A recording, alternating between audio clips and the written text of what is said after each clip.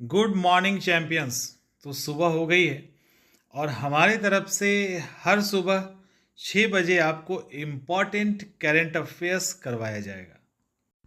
तो सुबह सुबह करेंट अफेयर्स की तैयारी हमारे साथ। हेलो चैंपियंस, करेंट अफेयर्स हम लोग कर रहे हैं और आज 23 अक्टूबर है। 23 अक्टूबर का important current affairs. Mission Vasundhara 3.0 का शुभारंभ कहाँ और कब किया गया? 15 अक्टूबर 2024 को दिल्ली में, 20 अक्टूबर 2024 को गुवाहाटी में, 25 अक्टूबर 2024 को मुंबई में या 30 अक्टूबर 2024 को बेंगलुरु में। तो इसका आंसर होगा, क्या होगा आंसर? आंसर इज बी, यानी 20 अक्टूबर 2024 को मिशन वसुंधरा 3.0 स्टार्ट किया गया है। दरअसल अब सवाल ये है कि ये मिशन वसुंधरा 3.0 है, तो यानी इसको पहले स्टार्ट किया गया होगा, 2.0 आया होगा, 1.0 आया होगा। तो सबसे पहले 2 अक्टूबर 2021 को 2 अक्टूबर 2021 को मिशन वसुंधरा 1.0 स्टार्ट किया गया था।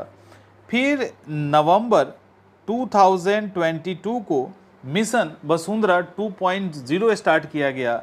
ओवरऑल अगर हम बात करें तो ये है क्या? ये एक तरह से जो वहाँ के मुख्यमंत्री पहले सबसे पहले असम के कौन है? तो हिमंत बिस्वा शर्मा, ठीक है। तो बिस्वा शर्मा साहब ने वहाँ के जो लोकल कम्युनिटी हैं उसको ज़मीन का, लैंड का, भूमि का अधिकार देने के लिए इसको स्टार्ट किया। तो सबसे पहले तो भूमि के अधिकार के लिए स्टार्ट किया गया है। 1.0 में 9 महीने में 8 लाख लोगों को का आवेदन दिया गया। आवेदन जो किया गया था उसमें 8 लाख लोगों का सॉल्यूशन कर दिया गया, यानी ज़मीन दे दिया गया।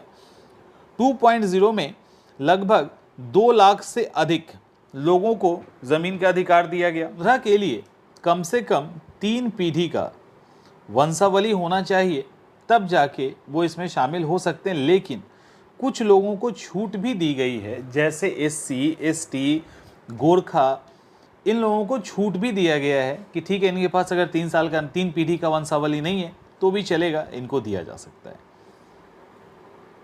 वन स्टॉप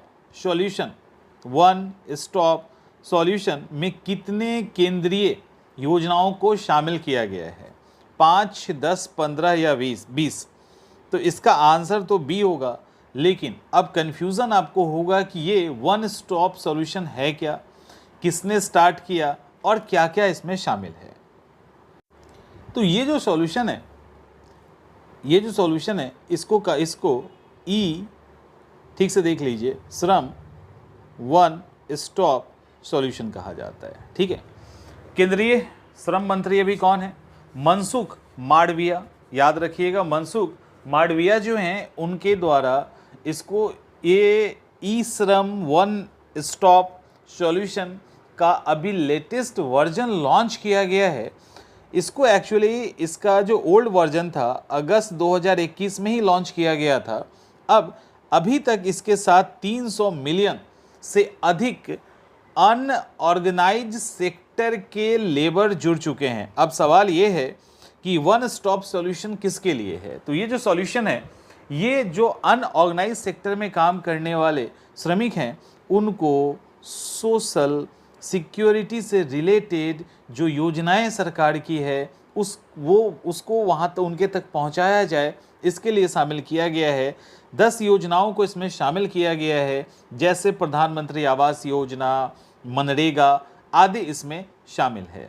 और लगभग कहा जाता है 60,000 से 90,000 लोग हर रोज़ इसके साथ जुड़ रहा है। और केंद्र सरकार राज्य सरकार के साथ भी मिलके ऐसे वर्कर को तलाश रही है जो अनऑर्गेनाइज सेक्टर में हो और जिनको ये लाभ पहुंचाया जा सके। तीसरा सवाल है, क्वेश्चन है 24वीं नेशनल पैरा स्विमिंग चैंपियनशिप का आयोजन कब और कहां हुआ? 15 अक्टूबर 2024 दिल्ली, 20 अक्टूबर 2024 गोवा, 25 अक्टूबर 2024 मुंबई और 30 अक्टूबर 2024 बेंगलुरु। आंसर क्या होगा? आंसर इज बी, 20 अक्टूबर 2024 गोवा। अब इसके साथ फैक्ट जो है वो याद कर लीजिए।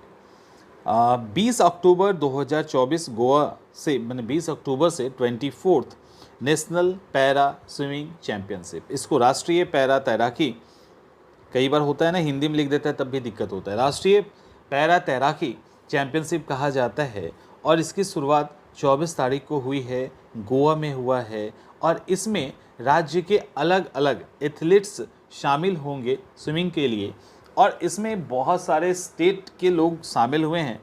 अलग अलग 100 मीटर फ्री स्टाइल, इसके अलावा मतलब अलग अलग कैटेगरीज है, उसके अंदर गोल्डन, सिल्वर और ब्रॉन्ज मेडल दिया जा रहा है। पुरुष को अलग है, महिलाओं को अलग दिया जा रहा है। तो ये यहाँ पे स्टार्ट हुआ, इतना ही काफ़ी है, इसके डीप में नहीं जाना है, काम का नहीं है कुछ। हाँ, स्टेट वाइज जो अलग अलग स्टेट के रहते हैं ना, उनसे रिलेटेड अगर कोई फैक्ट है, जैसे मान लीजिए अगर कोई बिहार का तैयारी कर रहा है तो बिहार वाले याद कर सकते हैं कि इसमें मोहित कुमार जो बिहार से हैं उन्होंने गोल्ड जीता है, ठीक है, तो ये इंपॉर्टेंट हो गया। उसी तरह से कोई अगर कर्नाटक का है तो ईशान ने गोल्ड जीता है, तो इस तरह से आप इसको याद कर सकते हो। अगला सवाल है, श्री सिंगीस्वरर मंदिर कहाँ स्थित है? तिरुवल्लुर जिला तमिलनाडु, चेन्नई जिला तमिलनाडु, बेंगलुरु जिला कर्नाटक या हैदराबाद जिला तेलंगाना? तो आंसर इज ए, ठीक है, आंसर इसका होगा ए। एक्चुअली ये चर्चा में क्यों आया, क्योंकि तिरुवल्लुर जिले में एक गांव है जिसका नाम है मप्पेडू, ठीक है, मप्पेडू। यहाँ पे एक मंदिर है जिसका नाम है श्री सिंगीस्वरर मंदिर। यहाँ पे 16th सेंचुरी का, और वो भी विजयनगर साम्राज्य का, कृष्णदेव राय के समय का एक तांबे का प्लेट मिला है, कॉपर का प्लेट मिला है, जिसपे एक शिलालेख मिली है। शिलालेख ही नहीं मिली है बल्कि विजयनगर साम्राज्य का एक मुहर भी मिला है, और एक अंगूठी से जुड़ी तांबे की 2 पत्तियां मिली है। अब इसको जब ASI के द्वारा जब इसको खंगाला गया तो पता चला ये 1518 ईस्वी का है और कृष्णदेव राय के समय का है, क्योंकि यहाँ पे जो लिपि का यूज़ किया गया है उसका नाम है नंदी नगरी लिपि, नंदी नगरी स्क्रिप्ट का यूज़ किया गया है। और ये नगरी स्क्रिप्ट का ही एक अलग वर्जन है जिसको लेफ्ट से राइट की तरफ लिखा जाता था। तो बस ये इंपॉर्टेंट है, दैट्स इट। पाकिस्तान के मुख्य न्यायाधीश का कार्यकाल कितने साल का अब होगा? 2 साल, 3 साल, 5 साल या 10 साल? आंसर क्या होगा? आंसर इज बी, 3 साल का कार्यकाल होगा। तो अब पाकिस्तान के जो चीफ जस्टिस होंगे, जो मुख्य न्यायाधीश होंगे, उनका टेन्योर को 3 साल के लिए फिक्स किया जा रहा है, और इसको लेकर 26वां संविधान संशोधन वहाँ पे लाया जाएगा। इतना ही नहीं, एक और चीज़ इसमें कही गई है कि इनको मतलब जो ये विधेयक आया है उसके अकॉर्डिंग 12 लोगों की कमेटी होगी, और उस कमेटी के रिकमेंडेशन पे ही 3 साल के लिए जस्टिस को अपॉइंट किया जाएगा। बस ये है। अब पाकिस्तान का है तो इतना अमेंडमेंट को जानने की ज़रूरत नहीं है। केरल के यातायात निगरानी के लिए कौन सा ऐप लॉन्च किया गया है? ट्रैफिक जांच वॉच, सिटीजन सेंटिनल, यातायात सुरक्षा या रोड सेफ्टी? तो आंसर इज बी, ठीक है, इसका आंसर होगा बी। और ये ऐप है बड़ा कमाल का, इसको केरल के MVD के द्वारा स्टार्ट किया गया है, केरल के मोटर वाहन विभाग के द्वारा स्टार्ट किया गया है। इससे होगा क्या, सड़क की सुरक्षा मतलब और अच्छी हो जाएगी। यदि कोई यातायात यानी ट्रांसपोर्टेशन के रूल का उल्लंघन करता है और कोई भी पिक्चर क्लिक करके अगर वो सेंड कर देता है इस ऐप के थ्रू, तो जो भी इसके लिए डेजिग्नेट ऑफिसर हैं वो उस पर काम करेंगे और धीरे धीरे करके चीज़ें ठीक हो जाएगी। केरल के बारे में कहा जाता है कि केरल भारत का तीसरा ऐसा राज्य है जिसने परिवहन सिटीजन सेंटिनल ऐप जो है ना वो स्टार्ट किया है। सेंटिनल सेंटिनल सेंटिनल है ना, हाँ, सेंटिनल ऐप को स्टार्ट किया है। और इसके पहले कौन कर चुका है? अगर ये तीसरा है केरल, तो कौन कर चुका है? छत्तीसगढ़, और छत्तीसगढ़ के बाद जो दूसरा था वो है ओडिशा। तो छत्तीसगढ़ एंड ओडिशा के द्वारा ये किया जा चुका है ऑलरेडी। इस ऐप को डेवलप करने वाला एनआईसी है। एनआईसी का मतलब होता है राष्ट्रीय सूचना विज्ञान केंद्र। तो इसके द्वारा किया गया है, जिससे फ़ोन के द्वारा थ्रू इस ऐप को जो भी इंस्टॉल करेगा वो इस तरह का वीडियो या कुछ भी ऐसे इमेजेस हैं वो भेजा जा सकता है और रियल टाइम में इसको चेक करके उस पर कार्रवाई की जा सकती है। Like overtaking, speed limit cross करना, शराब पी के गाड़ी चलाना, गलत लेन में चलना आदि कई सारी चीज़ें हैं जिसको उस पर किया जा सकता है। विक्रम देव दत्त ने किस पद का पदभार ग्रहण किया है? विक्रम देव दत्त नगर विमानन महानिदेशालय के महानिदेशक, कोयला मंत्रालय के सचिव, बिहार के मुख्य सचिव, ऊर्जा मंत्रालय के मुख्य सचिव। तो आंसर इज बी, कोयला मंत्रालय के सचिव का सचिव इनको बनाया गया है। अब इससे ज़्यादा इसको जानने की जरूरत नहीं है। दूसरा है कि अजय कुमार को किस पद पर नियुक्त किया गया है? अजय कुमार को झारखंड के मुख्य सचिव, झारखंड का डीजीपी, झारखंड का पुलिस महानिदेशक या झारखंड का गृह सचिव। तो आंसर इज बी, झारखंड का डीजीपी अजय कुमार सिन्हा को नियुक्त किया गया है। अब इसको जानने की ज़रूरत बहुत ज़्यादा नहीं है। अगर आपको लगता है कि नहीं थोड़ा जानना है तो आप जान सकते हैं। एक्चुअली झारखंड कैडर के वरिष्ठ आईपीएस अधिकारी हैं। चूँकि डीजीपी बने हैं तो आईपीएस ही अधिकारी होंगे और ये 1989 बैच के हैं। अब इनको फाइनली डीजीपी बना दिया गया है। अब यहाँ पे कुछ फैक्ट्स है जिसको समझ सकते हैं आप। अब जो फैक्ट ये है कि आखिर इनको किसकी जगह पे लाया गया है, तो पहले अनुराग गुप्ता थे।